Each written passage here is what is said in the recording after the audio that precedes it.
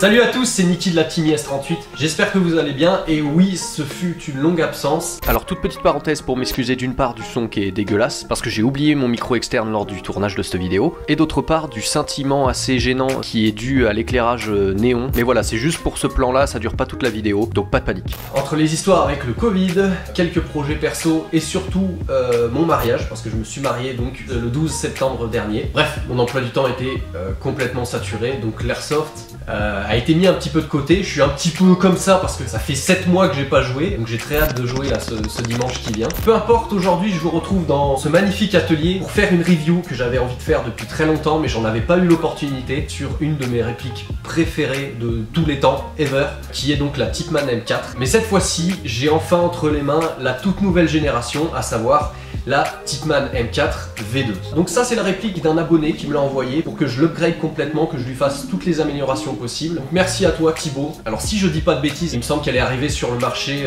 elle est disponible à la vente depuis début 2020 c'est sûr, peut-être fin 2019, je ne sais plus. Et c'est tout simplement donc la Tipman M4 améliorée du coup, c'est pour ça qu'il l'appelle la V2. Et aujourd'hui on va voir ce qu'il en est vraiment, on va tâcher de répondre à cette fameuse question, est-ce que elle est vraiment mieux que la V1. Alors sur le papier, nous avons comme amélioration le Improved Hop-Up Unit, donc le système hop-up amélioré, le M-Lock Rail, en effet le garde-main, et le Tactical Grip, donc on parle bien ici de la poignée.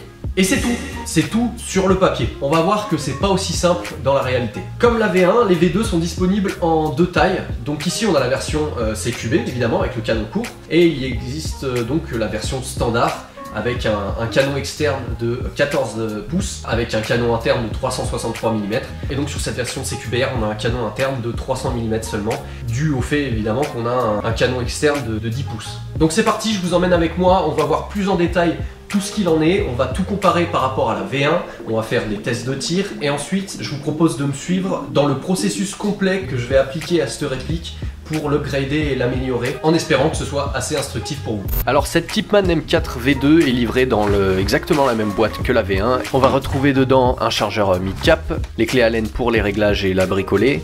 On va retrouver donc aussi le kit qui permet de la passer en CO2. La V1 était d'origine en CO2 et il fallait la passer en HPA. Là c'est l'inverse, elle est d'origine en HPA. Une clé de manœuvre M4 et on a évidemment de la réplique dans son sachet. Je vais pas vous mentir, au niveau de l'aspect externe, je trouve que pour une réplique à 500 balles, c'est honteux.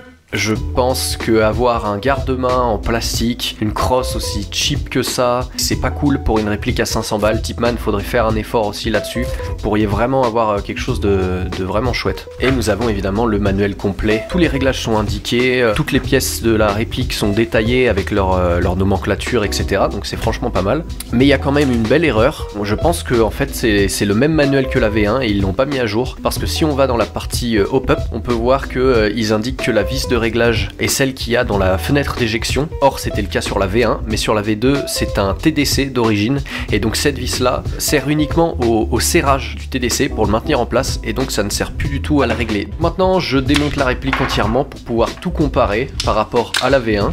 Au niveau du upper, on peut voir que tout est parfaitement similaire, hein. Je dirais même que je préfère la V1, dans le sens où la fenêtre d'éjection est en métal, contrairement au plastique de la V2. Et donc on a toujours cette vis de réglage. Alors sur la V1, elle permettait de régler le hop-up. Sur la V2, qui est donc équipée, comme je l'ai dit, d'un TDC d'origine, elle permet de le serrer. On peut voir aussi que tout le système est similaire, hein. Ce sont exactement les mêmes pièces. Le marteau, la valve, le nozzle. Ce qui n'est pas plus mal, hein. De toute façon, il n'y avait pas vraiment grand chose à améliorer de ce côté-là, puisque c'est extrêmement fiable et ça fonctionne du tonnerre. Et on retrouve aussi la vis de réglage de la puissance, la vis de serrage de la valve, le marteau, tout est pareil.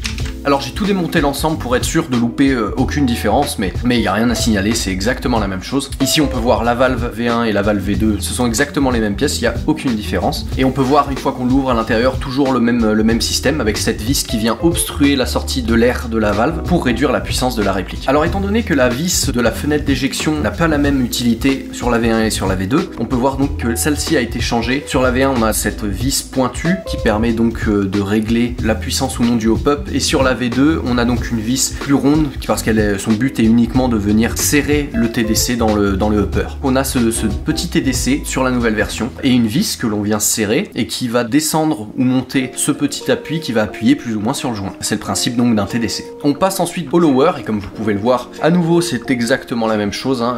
On a exactement les mêmes pièces aux mêmes endroits, c'est bien le même assemblage. On a toujours la valve d'arrivée d'air qui amène l'air dans la valve du upper. On peut voir d'ailleurs qu'elle a pas mal de jeu là sur la V2, il va falloir que je corrige ça. La petite vis de réglage du rate of fire, donc la cadence de tir. Une fois le groupe détente retiré, on a les mêmes lowers. Le conduit d'arrivée d'air qui part de la poignée jusqu'à la valve. En comparant sur toutes les coutures, pas de différence notable.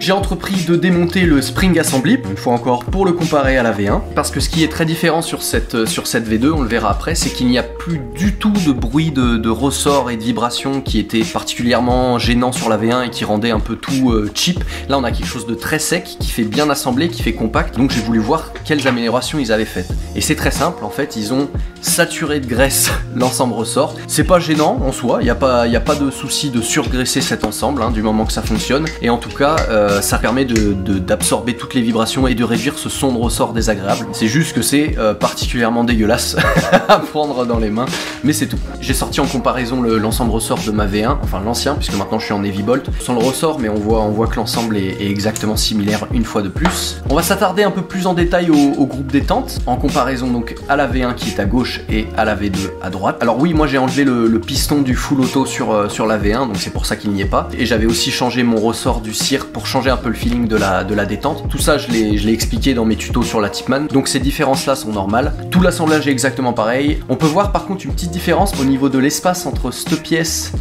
et celle-ci. C'est une très bonne chose en fait, le fait qu'elle soit un peu plus reculée comme sur la V2, ça va activer le cire un petit peu plus tôt, la course de la détente pour tirer est un petit peu réduite. Alors et on a aussi une petite mise à jour qui a été faite sur le upper qui sont au niveau des encoches où la goupille passe. C'était un gros problème sur les V1, il y en a beaucoup qui les cassaient et là on peut voir qu'ils ont rajouté pas mal de matière en épaisseur pour justement réduire cette casse qui est un problème très connu sur les V1. Alors maintenant que la comparaison est faite, je vais faire tous mes tests de tir, donc je vais régler le rate of fire, je vais tester les FPS à fond, au minimum, tout ça avant de passer à l'upgrade complet de la réplique pour voir ce que ça donne et voir si les améliorations qui sont sur le papier ont changé quelque chose.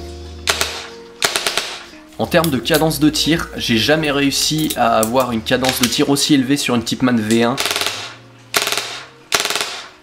d'origine, sans spacers ni rien ou sans changer le ressort. Je pense qu'il y a quelque chose qui a peut-être été changé qui m'a échappé, mais en tout cas le rate of fire est vraiment excellent. Au niveau des FPS, la plage d'utilisation est aussi beaucoup plus large dans le sens où avec la vis dévissée au maximum, donc la puissance maximum possible, on est à peu près à 450 FPS et en la vissant à fond pour réduire au maximum la puissance, j'ai réussi à descendre en dessous des 200 FPS, ce qui est assez ouf. Donc voilà, il y a peut-être eu quelques améliorations au niveau de la qualité d'assemblage et de la tolérance de fabrication. Et enfin, je règle les FPS pour mes tests de tir. J'aime bien être vers les 370-380 FPS et je vais faire des tests de tir à la 0,20 et on va augmenter le grammage, voir si ce nouveau TDC permet de lever de la bille convenablement.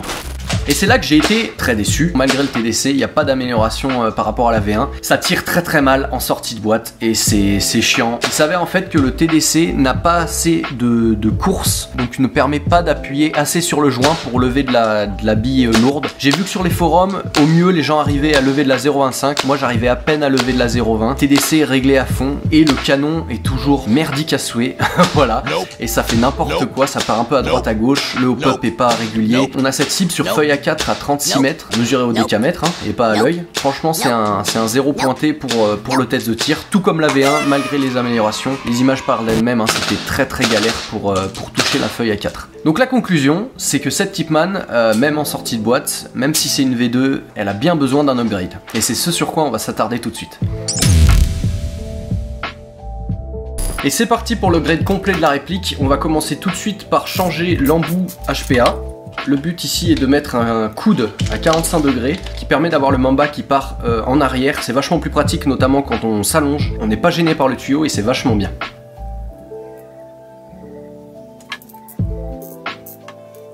Voilà, pour le coude, n'hésitez pas à remettre un peu de ruban téflon. C'est toujours bien pour l'étanchéité. Il y a quand même 800 PSI à l'intérieur de la réplique.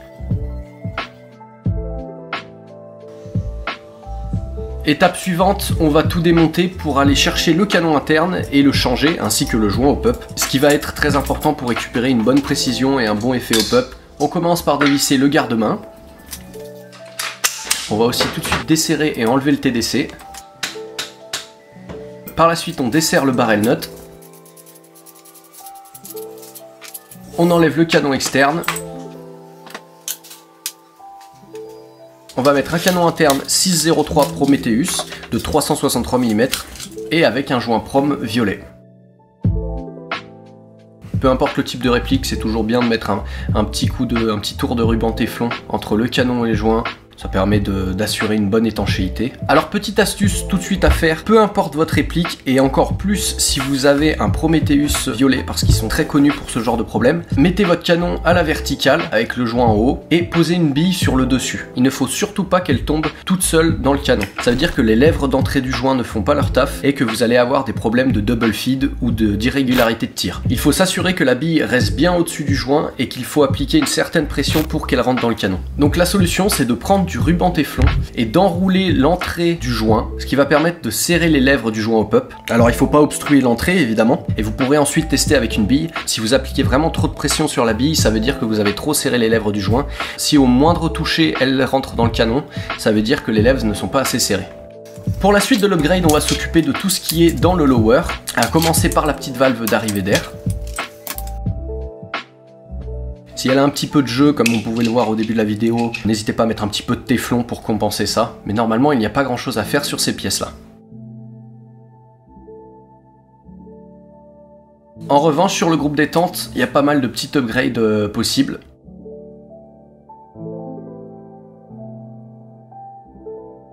On a d'ailleurs la différence entre le piston de la V1 et le piston de la V2. Le joint n'est pas tout à fait le même. Et la tige du piston est également plus longue.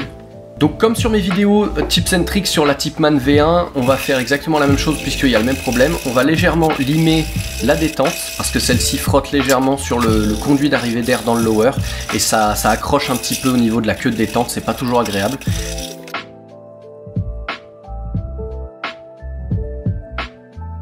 Le système détente peut crocher aussi également dans le sélecteur. Pareil, j'avais fait part de cette petite modification sur une de mes vidéos Tipman Tips and Tricks. Le but c'est d'élargir un petit peu les encoches du sélecteur et ça permet d'éviter que ça croche. On va également changer le ressort du cire. On va en mettre un aux mêmes dimensions mais un petit peu plus mou, ce qui permet d'avoir un meilleur feeling au niveau de la détente. Encore une fois, j'en avais déjà parlé sur mes vidéos upgrade de Tipman. On va s'occuper aussi du spring assembly. Sur cette réplique, on va monter un heavy bolt. Donc on va retirer l'ensemble ressort complet, on va dégager justement ce ressort qu'on va réutiliser avec le heavy bolt. Donc voilà, rien de plus simple, on emmanche le heavy bolt sur le ressort et on met tout ça dans le tube de crosse. N'hésitez pas à mettre un petit peu de frein filé ici et là parce que ça reste une réplique qui produit de grosses vibrations, donc c'est toujours bien si vous voulez que vos vis ne se desserrent pas toutes seules. Alors du coup c'est intéressant avec le heavy bolt qui dépasse un peu du tube de crosse. Vous pouvez voir comment le système est extrêmement simple et comment fonctionne la réplique. Vous voyez, le marteau est retenu par le cire de la détente et quand vous pressez la détente, vous relâchez le marteau. Alors là évidemment c'est le heavy bolt qu'on voit sur la vidéo, mais une fois la réplique montée, c'est bien le marteau qui vient s'accrocher ici. On passe désormais au hopper, il n'y a pas grand chose normalement à faire, mais pour le coup l'abonné qui m'a envoyé cette réplique souhaite que je monte un EED, le fameux disque que l'on met à l'arrière de la valve, qui permet de réduire la consommation et la puissance. Quand vous installez un EED, toujours pareil, dégraissez vraiment bien les surfaces et utilisez de la bonne colle bien puissante pour coller ça. J'en profite pour regresser un petit peu tout l'ensemble et on remonte tout.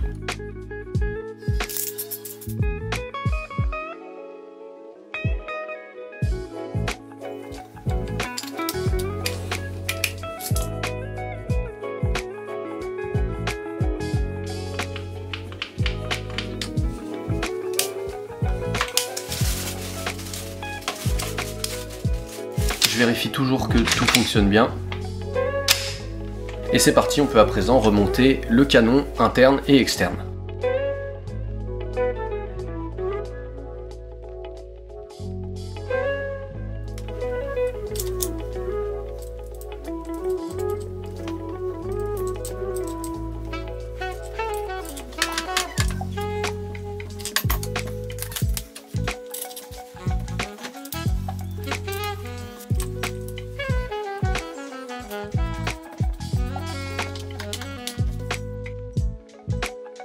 Et une fois que c'est fait, j'insère le TDC que je fais moi-même, qui permet d'avoir des performances bien meilleures que celles d'origine.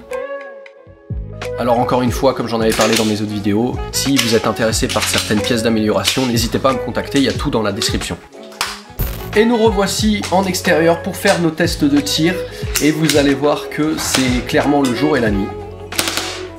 Déjà, le Heavy Bolt apporte un énorme recul, le feeling est vraiment monstrueux. Alors évidemment, ça réduit forcément la cadence de tir, et il est indispensable avec ce genre de dispositif, selon moi, d'avoir un EED, parce que sinon vous allez vraiment surconsommer et votre bouteille d'air va pas faire un long feu.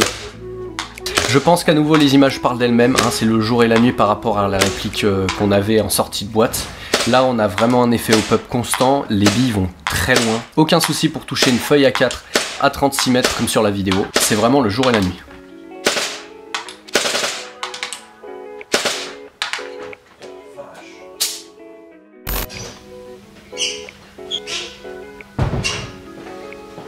Donc me revoici, j'espère que cette vidéo vous aura plu et surtout vous aura été utile. On se retrouve prochainement sans doute pour une vidéo de gameplay, enfin, après 7 mois sans jeu. En tout cas, c'était très plaisant à faire comme vidéo.